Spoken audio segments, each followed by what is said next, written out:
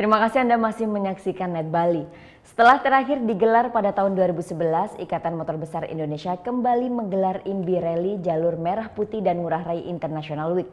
Ajang bergengsi ini diikuti sebanyak 102 peserta dari berbagai daerah di Indonesia.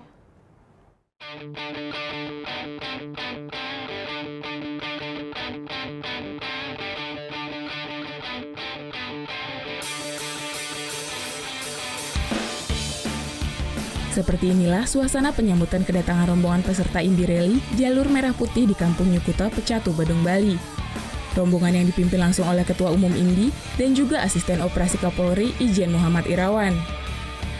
Dengan mengendarai motor besar jenis BMW 1200, Jenderal Bintang 2 ini tiba di lokasi dan disambut oleh parade marching band.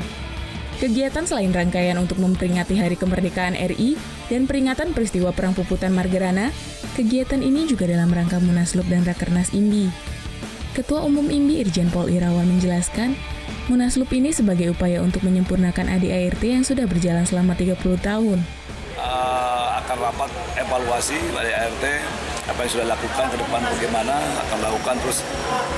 Kita kan punya semboyan bahwa motor besar di IMBI ini itu harus banyak kegiatan yang menyangkut kesosialan. Kemudian kita juga akan menghilangkan kesan bahwa motor besar itu eksklusivisme, borjois, ugal-ugalan, kita akan hilangkan itu. Sebelumnya, rombongan rally Jalur Merah Putih mulai perjalanannya dari Cikampek, Jawa Barat pada 19 November dan tiba di Bali pada 23 November lalu. Meski menempuh perjalanan sepanjang 1.400 km, namun tidak menyurutkan semangat peserta.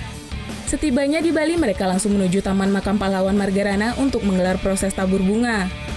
Sementara itu, Munaslup dan Rakernas sendiri berlangsung pada tanggal 24 dan 25 di Kampung Nyukuta, Pecatu. Kegiatan dihadiri oleh Ketua Umum IMBI Irjen Pol Irawan dan seluruh pengurus daerah di Indonesia. Saat ini, IMBI sendiri memiliki anggota mencapai 1.500 orang. Surya Sanjaya melaporkan untuk NET.